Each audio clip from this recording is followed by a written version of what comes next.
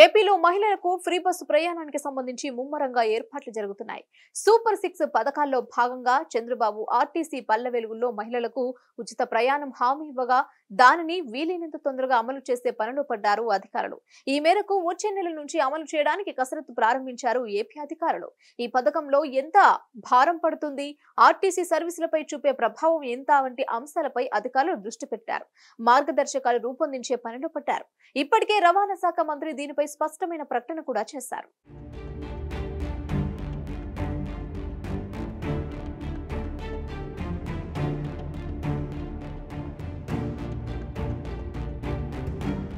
చంద్రబాబు ముఖ్యమంత్రిగా 12న ప్రమాణ స్వీకారం చేయగా ఆ తర్వాత రోజు నుంచి బాధ్యతలు స్వీకరించారు. కీలకమైన 5 ఫైళ్లపై సంతకాలు చేశారు. 16,347 ఉపాధ్యాయ పోస్టుల భర్తీకి సంబంధించిన ఫైల్పై తొలి సంతకం చేశారు. పింఛను మొత్తాన్ని 4,000 రూపాయలకు పెంచుతూ రెండో ఫైల్పై సంతకం చేశారు.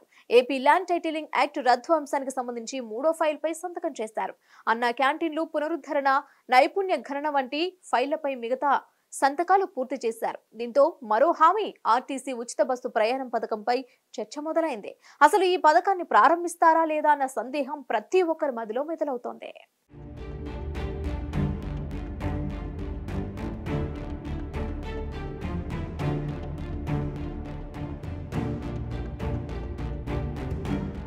మొదట ఈ పథకం కర్ణాటకలో అమలైంది. ఎన్నికల మేనిఫెస్టోలో భాగంగా కాంగ్రెస్ పార్టీ ఆర్టీసీలో మహిళలకు ఉచిత బస్సు ప్రయాణ పథకాన్ని ప్రకటించింది. అక్కడ మహిళలకు ఆకర్షించింది ఈ పథకం. అందుకే కాంగ్రెస్ పార్టీ అక్కడ అధికారంలోకి రాగలిగింది. తర్వాత తెలంగాణ ఎన్నికలు జరగడంతో ఇదే పథకాన్ని కాంగ్రెస్ పార్టీ మరోసారి ఫాలో అయింది. తెలంగాణలో కూడా రేవంత్ నేతృత్వంలోని కాంగ్రెస్ పార్టీ అధికారంలోకి వచ్చింది. అయితే ఆ రెండు రాష్ట్రాల్లో ఆర్టీసీ బస్సుల్లో మహిళల ఉచిత ప్రయాణానికి సంబంధించి చిన్న ఇబ్బందులు ఎదురయ్యాయి. నాన్ స్టాప్, సూపర్ లగ్జరీ తప్పించి మిగతా సర్వీసులకు ఉచిత ప్రయాణం వర్తింపజేయడంతో ఆ రెండు రాష్ట్రాల్లో ఇబ్బందికర పరిస్థితులు ఎదురయ్యాయి. అయితే ఏపీలో మాత్రం చంద్రబాబు తెలివిగా ఈ ఉచిత ప్రయాణాన్ని పల్లె వెలుగు బస్సులకే పరిమితం చేశారు.